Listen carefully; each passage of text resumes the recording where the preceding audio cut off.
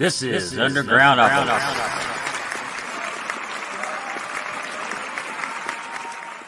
You know, I've had a lot of people in the Louisville music scene tell me, oh, you don't drink, you don't smoke, you don't do drugs, you're such an angel. You know what? Bullshit. I've just had angels watching over me my entire life. And that's what this song is about. It's called Angel Wings.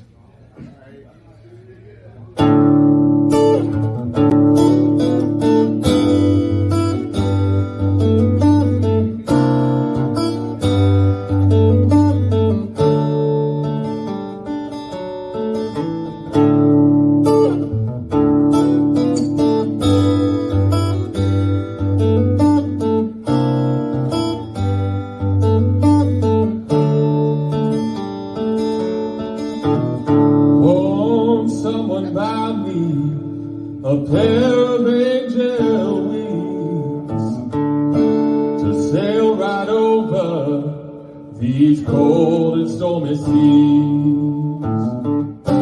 Feels like I'm drowning in an ever wave of grain. Well, I'm trying not to drink it, but it's all that numbs the pain.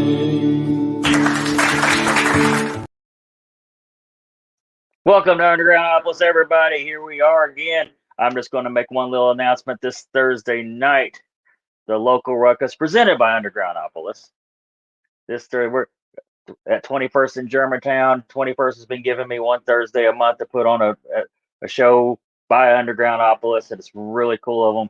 You should definitely come check it out. Or even if you can't come on a Thursday night, you should definitely go down to 21st in Germantown because they're giving me this opportunity, and you should support and.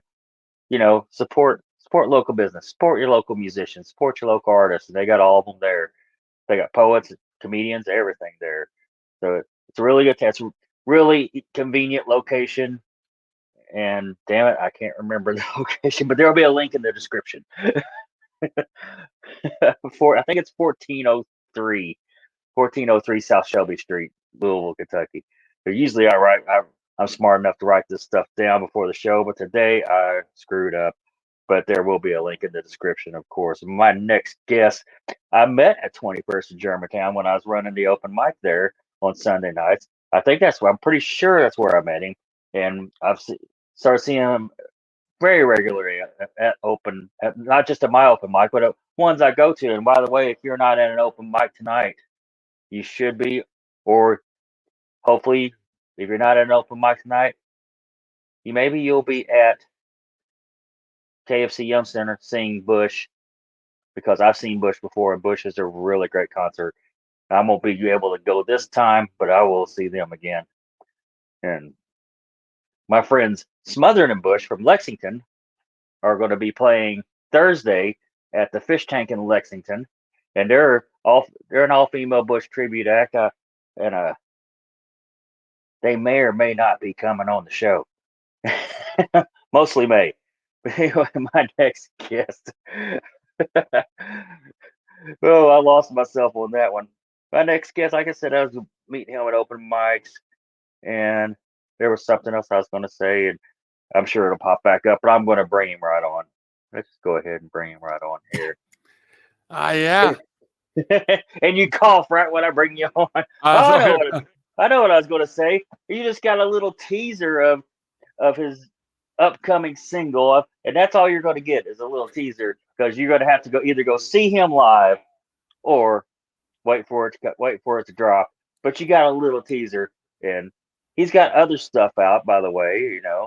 He has a video for a song called Rectangles, and there's a guitar in it that looks a whole lot like this one, a whole lot like it. In fact, so much like it. I'm not sure if it's not the same guitar. It's the same guitar. Anyway, I stole it from his house. Cut it out of my closet, damn it. Nick Teale, or should I call you Nicholas? I always call you Nick. Do you prefer? I've never asked if you preferred Nicholas or not. I usually go with Nick. Okay. All right. Then I'm not being insulting. I'll try harder, damn it. I'm sure you'll get there at some point. Well, give us just a tad bit of background before I start before we start going into the topics. Okay, so you mean like in terms of professional music playing, that kind of thing? Yeah, what made you want to become a musician? Well, I mean, I've pretty much been wanting to become a musician my entire life. When my mom used to ask me what I wanted to be when I grow up, she would tell me, I mean, I would tell her I want to be a rock star. And she was pretty cool about it. She wasn't trying to destroy the dream or anything or anything like that. But she did say, a lot of people when they're trying to make it as musicians, they'll have secondary jobs before that takes off. And I'd love for you to be thinking about what that secondary job would be. And so I ended up finding out that I was really good at languages for a while. I was doing music all throughout this time. I was doing some bluegrass ensembles, some opera stuff. I was with UT Austin's Middle Eastern Ensemble, but I was mainly focusing on learning a bunch of different languages, Arabic, Persian, and Turkish being the main ones, so that could be a career path while I focus on music. And so that was something that I'd been working on. I actually left one of my jobs in Austin around January 2020 and moved back to Louisville. Of course, that was right as the pandemic hit, so I found myself out of a job for a while. And during that time, I figured, you know what? Nothing seems to be working in the job search. I'm going to start doubling down on music and write out some of those songs that I've been sitting on for a while. And so I did that for a while, and quite a few successes and quite many rejections later, things have been going pretty well. Now, you went to college in Austin, is that correct? I did, yeah. I was at UT for my master's program. That was 2015 to 2017. Oh, you got a master's. Well, I mean, yeah, it was a really cool experience. Got to see a lot of really cool parts of the world too. Actually ended up in Turkey during the military coup attempt back in 2016. Oh, shit. But I've also had that as a musical influence because that's where I learned to play the saz, which is the Turkish instrument that gets featured on my EP, Love Was. I'm glad you brought up the saws. I was going to ask about that. What is it? Is it like playing a guitar? Is it completely different? Is it? So in terms of play style, I feel like it's a bit closer to a lap dulcimer almost, only one that you'd be playing on a standing up and with a strap on it. Well, let's see. But did you tell me once you studied opera? Yeah, so I actually, when I was at Center College, that's where I went for undergrad. I was taking vocal lessons from a fellow named Mark Cotto, incredible voice teacher. I would highly recommend him to anyone. When you take voice lessons, and there are varying degrees to which people are flexible in this regard, but a lot of the time they want you to start on, they want you to stick to operatic styles of vocals. And I mean, part of the reason for this is, a lot of people like me, they want to go into heavy metal and some of the more distorted styles of music. And, some people will tell you, like, there's a vocal coach by the name of Ken Tamplin who will tell you that's absolutely doable, but you have to treat this like an extreme sport and you have to build the resistance and endurance and be able to train up to that. Otherwise, you're going to hurt your voice. And then on the other end of the spectrum, you have people who say, absolutely stay away from that. You're going to damage your voice if you do that, which it's understandable why that happens.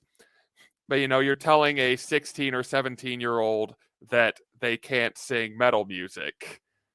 I mean, what do you think's going to happen, really? Yeah, he's gonna sing metal. I know how. I'm not gonna say loud, but how I guess loud is the right word. Of volume. How much volume you have behind your voice. I, I'm, I don't know if I've turned your microphones way down before and turned your guitar up, and everyone could still hear you. I know that from personal experience. I don't know if I ever told you while you were on stage. Have you Uh, ever have you ever measured like decibels your voice or done anything like that? I have not, but yeah, that's something that I've been kind of working on reining in because I know that can be sort of a detriment and trying to figure out. Oh no, I don't think so. I would disagree. I think it's a good thing. Oh, I mean, I absolutely agree that it's awesome in terms of producing the kind of sound that I want, going from like rock and metal to a whole bunch of different styles of music. But it can be a detriment if I'm doing like an outdoor patio gig at a more of a restaurant type venue, No. and if I don't know my own strength, and people and the owner's worried that I'm not gonna uh, that I'm gonna be scaring people off. Well, but I don't think that's an issue because everybody always enjoys you that I've seen. You know, which one do you whip out? It's open arms, open arm, like the one cover. Yeah, I do. I have been. See, that's the thing. I love working in. I know a lot of people are wanting to hear uh, some of the more familiar covers when they go to shows like this. I always kind of, maybe it's being kind of a jerk, but I always like to work in some of the super weird ones. Like there's this Russian one that I do. Yeah. Yeah. Well, right Yeah. now, this will probably be a good time for a little break here. I'm just gonna. I, we'll get back to your story after our sponsor story. Wake up your mind with premium organic coffee that's really, really good for you. This isn't just any regular cup of joe. Four Sigmatic's best-selling coffee enhances focus, boosts your mood, and even supports your immune system. Four Sigmatic coffee is mixed with functional mushrooms like lion's mane and chaga.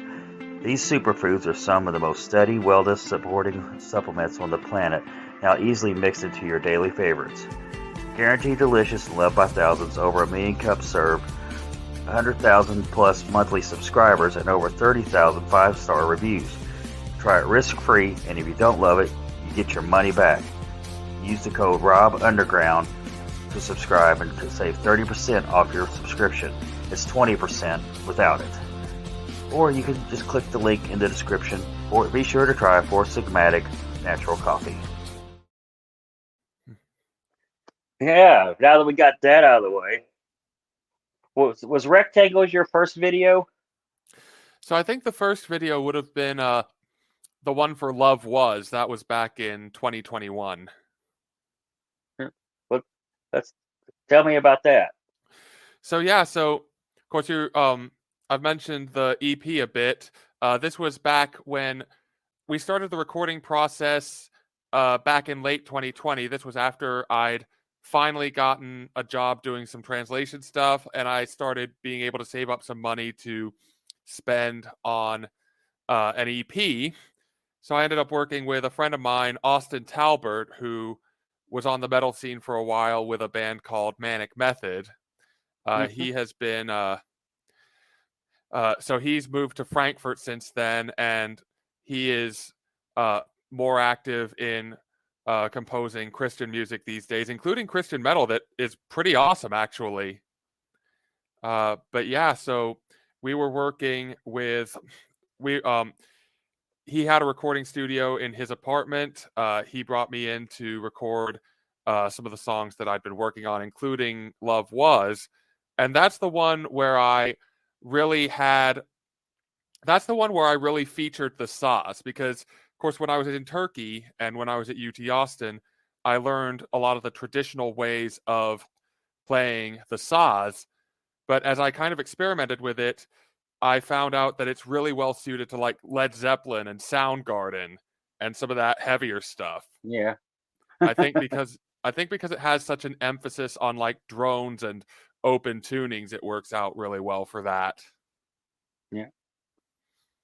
Well, rectangles. We'll talk about that just briefly because my guitar is in the video. Now, you wore all local band T-shirts in that video, which I always thought was completely awesome. Yeah, absolutely. I'm definitely all for supporting as many local bands as I can, and it's a really tough.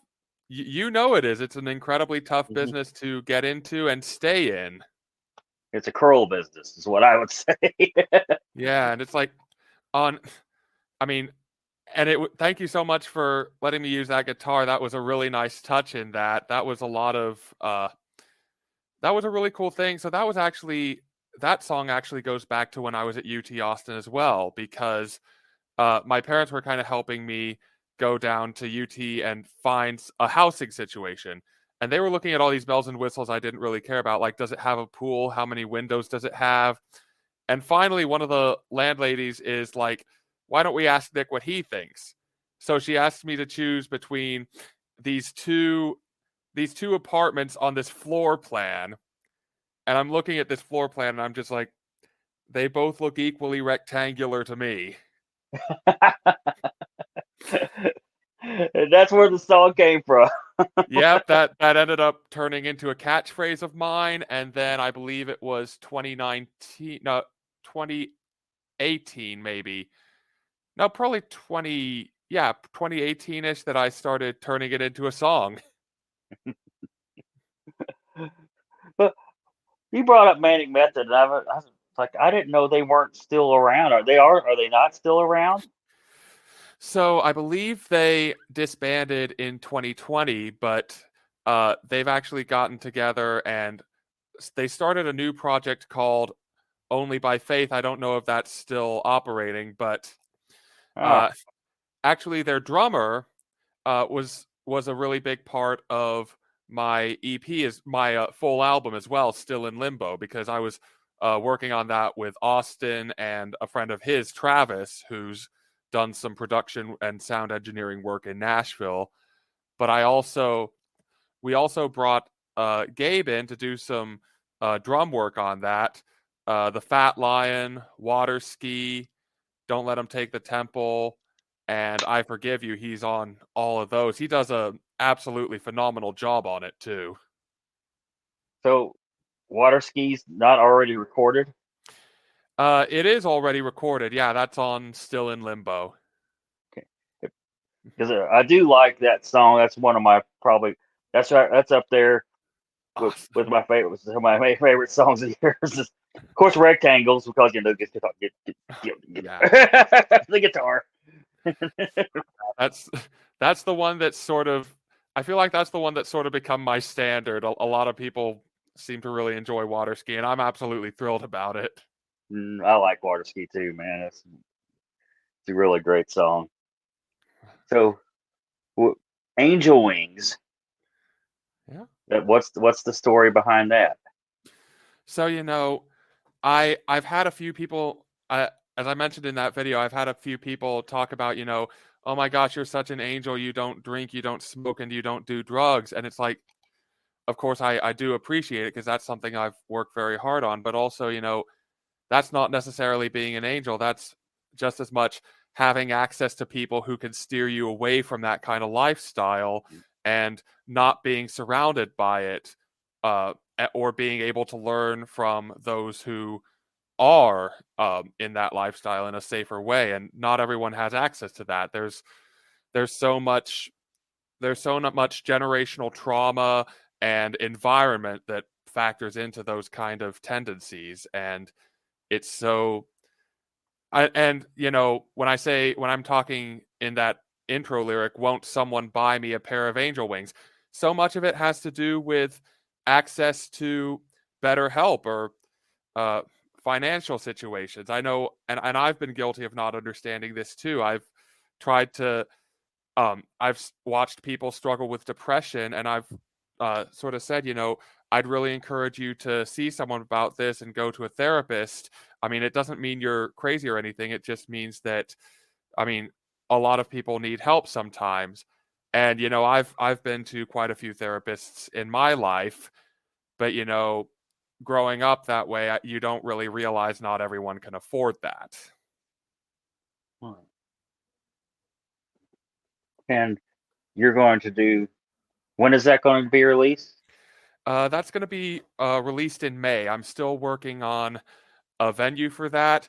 Be really cool to do 21st, actually. I'll have to ask Ed about that. Oh, Well, you might could do local ruckus, hey, that would be killer. Yeah. but it's a Thursday night. Well, that I'll definitely keep an open mind to it. But yeah, that Okay. So yeah. Yeah. Now you're going to do Sail On with Skipping Stone, which is another great local band, a great group of guys. I love those guys. I've managed to make friends, I think, with 3 of them anyway. And Oh, definitely. I actually was in a cover band briefly with Patrick Robb and Daniel Isles, the current bassist and drummer, before they got assimilated into that. And they're really awesome dudes. It was so cool getting to jam with them. I know they really enjoyed my voice, so I was thrilled about that. Of course, you know how it is. Sometimes we ended up having to cancel a lot of rehearsals just because we had everything going on at the same time, and things just got way hectic.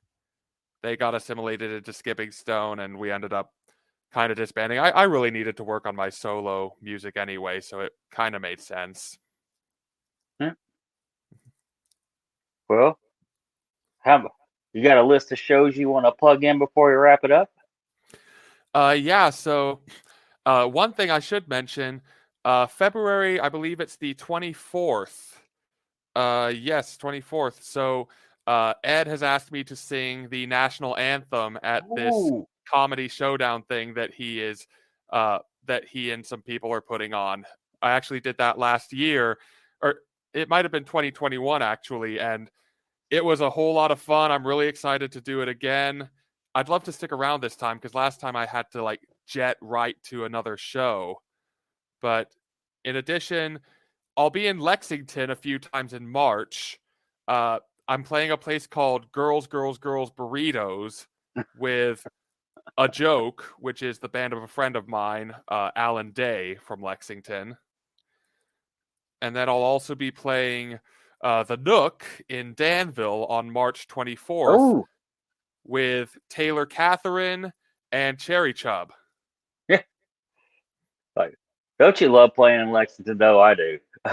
Oh, yeah, definitely. I really like Lexington. I actually just came from, on Saturday, I was at Kenwick Table with Kyle Zorns, and that was a really awesome experience always. Another great guy right there. And, definitely. And the Nook, that seems to be really, that's getting where that's kind of playing there's a big thing in a way, isn't it? Oh, absolutely. And I mean, Teddy is just, I remember he came to one of my shows at Copper and Oak, and this was before he even had the idea for it, and he was so taken with it, and he mentioned he had this idea for a project going on, and this was back in 2021. About a year later, he's turned it into a really incredible venue, and I always am thrilled to go there, and I cannot wait to see what comes of it in the future. But anything you want to add before we wrap it up here? Anything else, or you? I mean, I can't really think of anything in particular. Thank you so much for having me here. It's always awesome to see you around, and I've dug the. I still listen to Tony Molito. That one's a fun one. Everybody, be sure if you can get out to 2020 on the 24th to 21st to 21st on the 24th. Yeah. Watch Nick sing the national anthem. Was it a roast? Is it a? Yeah, I believe it's a roast championship of some kind. One of those roast championships they have down there, which are hilarious. If this and any other gig, we'll have them listed in the description down below, as long with addresses and stuff. This is your host, Rob Lyons, signing off.